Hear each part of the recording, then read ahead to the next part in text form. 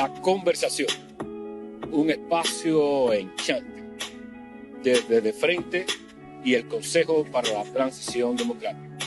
El tema, Cuba y sus violencias. Allí te queremos, para conversar en paz contra todas las violencias. Chanti es.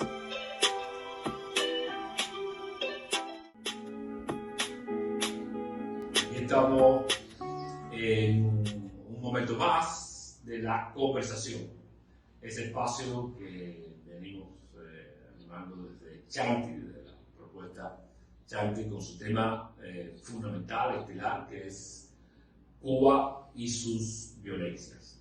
Hoy estoy acá con mi amigo Boris,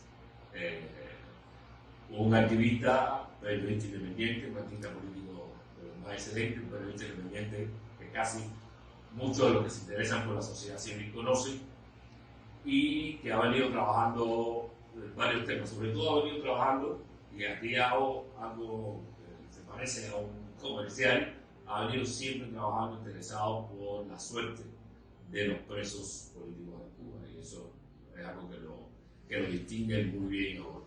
Pero hoy vamos a hablar sobre violencia, Estado, violencia, historia, violencia, institucionalidad, violencia.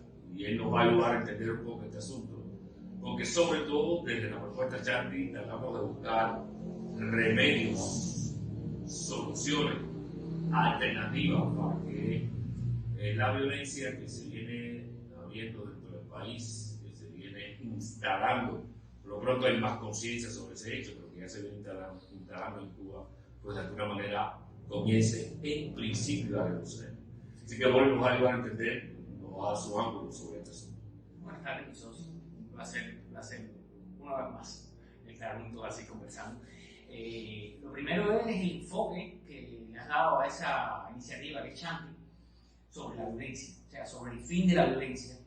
Y no pretender que la violencia solo existe desde un actor hacia otro, en el sentido de que para nosotros en Cuba, como hemos tenido un elemento tan constante y tan abarcador, un elemento de ejercicio de violencia tan constante y tan abarcador como el Estado cubano bajo el imperio del castrismo, a veces perdemos de vista que en realidad la violencia es reproducida por absolutamente todos los actores y se reproduce en la sociedad cubana de manera individual y de manera independiente a lo que es el ejercicio de la violencia del Estado.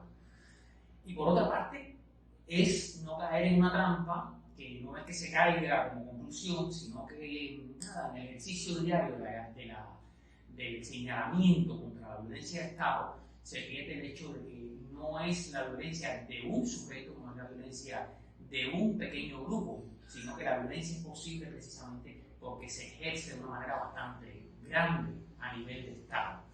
Entonces tenemos que es muy importante el activismo, aun cuando vemos que la dictadura cubana no ha logrado terminarse, no caer en esa trampa de no, ahora todo es la dictadura y ya veremos qué hacemos posteriormente, que en realidad muchas veces lo que ocurre realmente es que no queremos ver hacia nuestros propios ejercicios de violencia, hacia nuestra propia acción violenta y hacia nuestras propias, con todos los elementos que están relacionados a la violencia, que es la discriminación, la exclusión, la humillación del diferente, que entonces se encubre, ¿no? Ya veremos entonces cómo lo resolvemos, no, tenemos que trabajar. El problema es que la gente siempre dice después de. Y no es cierto. O sea, después de lo que vamos a tener es la violencia del Estado castrista dividida entre una serie de actores si no trabajamos desde ya en el señalamiento de la violencia y la agresión, no vamos a poner agresión porque eso es violento, y la mitigación del ejercicio de la violencia.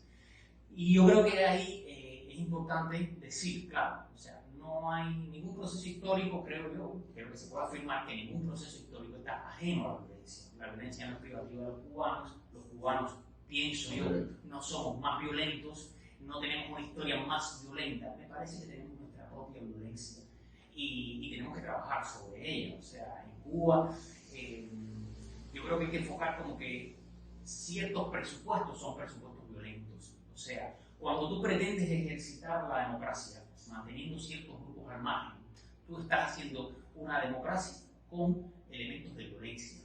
cuando tú pretendes naturalizar la exclusión, la pobreza, las personas que no tienen acceso a recursos esenciales como son la salud, el agua potable, la educación, la instrucción, son formas violentas de ejercer formas, digamos, formas liberales de economía, formas democráticas de política. Sin embargo, tiene implícita la violencia. A mí siempre, cuando uno escribe desde Cuba, siempre tiene aquello de que, bueno, estamos claros, como dice Giovanni Sánchez, de que todas nuestras flechas van contra la dictadura. Eso es muy importante, todas nuestras flechas van contra la dictadura. Este es el primer elemento. Pero siempre hay que tener en cuenta que no estemos reproduciendo estructuras de la violencia con la que tradicionalmente se ha vivido en Cuba y se sigue viviendo hoy. Violencia contra la mujer, violencia contra los diferentes desde el punto de vista de orientación sexual, violencia contra los negros, violencia contra los pobres, contra los ancianos, que además la población cubana, el envejecimiento es más que acelerado en este momento. O sea, contra todos esos sujetos que tradicionalmente son proclives a la violencia.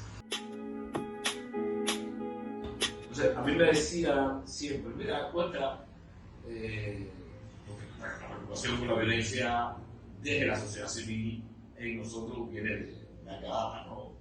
Hicimos una vez un ejercicio que se llamó Violencia Cero, lo hicieron unos logotipos, por cierto, fue bien diseñado el logotipo, pero conceptualmente llamaba a la violencia cuando tú lo que querías era mitigar la violencia, para utilizar tu término, ¿no? Pero alguien decía, cuenta, revolución es violencia, ¿no? Yo decía, bueno, pero de alguna manera la revolución cubana triunfó, monopolizó como gobierno el que contaba la violencia y se suponía que a partir de ahí comenzara a actuar institucionalmente. Sin embargo, no parece que ha sido así. No sé, ¿qué crees tú de ese choque que hay entre el ejercicio de la violencia contradiciendo la propia institucionalidad del país, las propias normas del país, los propios, vamos a decir, protocolos por los que deben actuar el Estado, el gobierno y su burocracia? Pero eso es interesantísimo porque, mira, eso está hasta en los debates académicos, intelectuales, eso existe, ¿no? Cómo tú te posicionas frente a la violencia. O sea, desde el momento que el castrismo como sistema pretende prevalecer, ya está haciendo una acción violenta. O sea, prevalecer sobre lo que desea la mayoría es sí o sí un concepto de violencia. O sea, no puedes tú prevalecer contra el deseo de los otros o sobre las virtudes acrecentadas de los otros respecto de ti, si no es a través de la violencia, ¿no? Es como decir, yo no puedo ser siempre campeón olímpico si no aplasto a los que vienen y ganan sobre mí. O sea, es como que tú quieras que todavía Javier Sotomayor sea campeón olímpico de salto a altura. Eso no lo puedes hacer. Siempre eso, ya el solo enunciado de yo quiero ser eternamente campeón olímpico es violento. Pero después hay otro problema, que es de quién tú te vales para mantener esa apariencia. O sea, porque claro, van a venir más personas y van a saltar más que tú, evidentemente. Obviamente. ¿Sí? Entonces, ¿con qué personas tú ejercitas esa prevalencia, ejercitas ese dominio para mantenerte? Digamos, siguiendo la metáfora del Comité Olímpico, hoy por hoy hay una serie de especialistas que están ahí mirando que efectivamente el salto se produce con eficacia, que no violan tales requisitos, tales reglas. Lo que va a necesitar la persona que quiere prevalecer sobre lo natural, sobre lo lógico, no van a ser especialistas en poner la varilla, no van a ser especialistas en el registro, en medir el tiempo, etc. Van a ser ellos mismos criminales. O sea, el castrismo lo que necesita para mantenerse en el poder no son sujetos cumplidores de las normas y de las leyes. Lo que necesita para mantenerse en el poder son criminales. Y podría parecer, hay personas que tú ves y tú dices, no, pero el castrismo de hoy con Fidel Castro no es igual. No, espérate.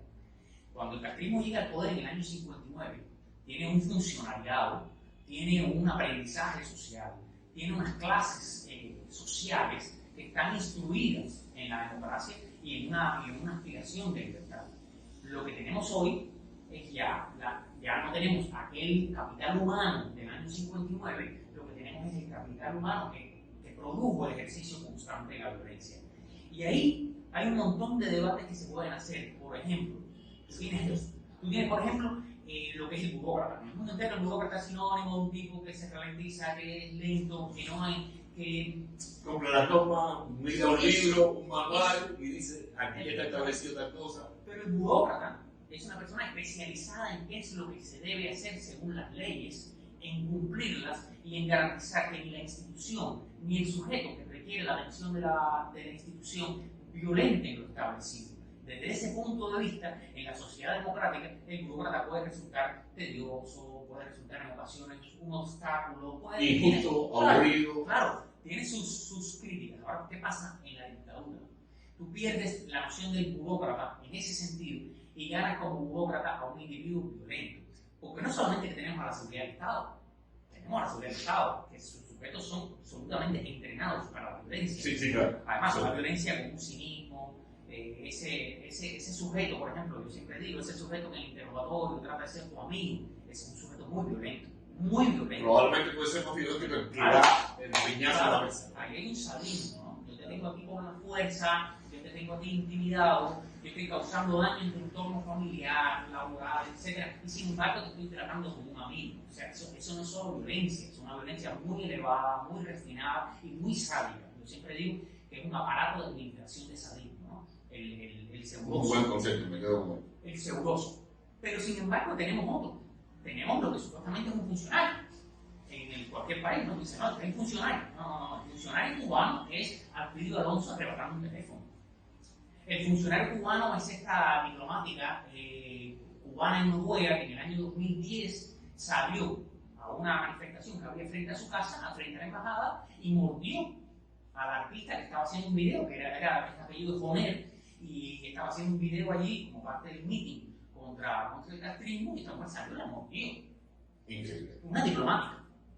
Es Ana Yancy, que le hicieron vicecanciller después de hacer un escándalo en las Naciones Unidas.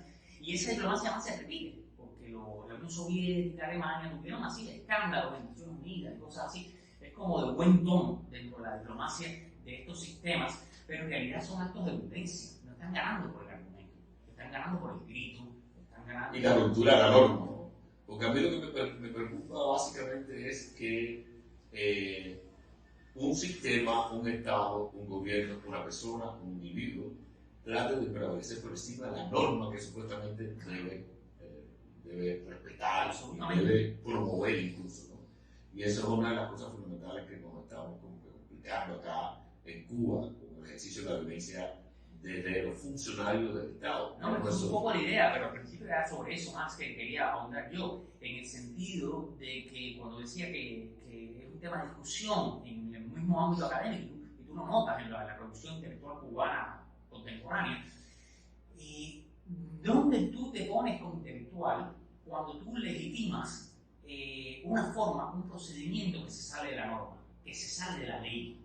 O sea, ese tema de los intelectuales que quieren salvar la revolución, salvar el término revolución, salvar el concepto de revolución como algo noble, como algo bueno, ya naturalmente se están posicionando en salvar un procedimiento que está al margen de la ley, salvar el darle la espalda a la ley. Y, brother, ahí tienen que ser sinceros y decir lo siguiente: si yo legitimo al sujeto revolucionario que siempre está al margen de la ley, estoy legitimando un fenómeno que se llama impunidad. ¿Está bien? Y ese es un fenómeno que no se puede legitimar nunca. Entonces, ciertos académicos, ciertos intelectuales en Cuba, ciertos activistas de derechos humanos, que nos posicionamos y que al margen de la ley, fuera de la ley, nada es legítimo, entonces a veces resultamos como tediosos, como apaciguadores, poco firmes. O sea, eso es muy importante, es poco firme, es poco confrontador. ¿Por qué? Porque están diciendo que al margen de la ley nadie, ¿no? Nadie, ni la víctima ni el victimario, por más que el victimario, por supuesto, sea objeto de la censura, por más que, como dijimos al principio, por más que todas tus flechas vayan contra una dictadura. Ojo, al margen de la ley no puede estar nadie. Lo que estamos utilizando es una víctima que fue víctima de un punto, de pronto se está convirtiendo en victimario y tiene consigo un elemento que es absolutamente inadmisible, que es la impunidad. Y el uso constante y permanente de la fuerza. Yo creo que eso es un tema, amigo, que debemos de alguna manera mantener en la conversación sistemática y permanente, ¿no? porque, como tú bien decías, no es posible dejar para después lo que debemos empezar a resolver desde ahora. No, es que lo estamos viendo. Estamos viendo. Tema básico, estamos viendo, o sea, el mismo activismo, hay acciones de violencia contra todo. Eso, algún día vamos a hablar del tema en las redes, ¿no? Cómo las redes de alguna manera reproducen esos esquemas de violencia que instauró el régimen que nosotros queremos superar. Pero además crea una fantasía, tú sabes, a veces crea una fantasía de que toda la sociedad cubana es ese lleve y trae, ese chanchullo, ese brete. En el caso de brete, chanchullo y lleve y trae, otras veces no. Otras veces no. Acciones legítimas.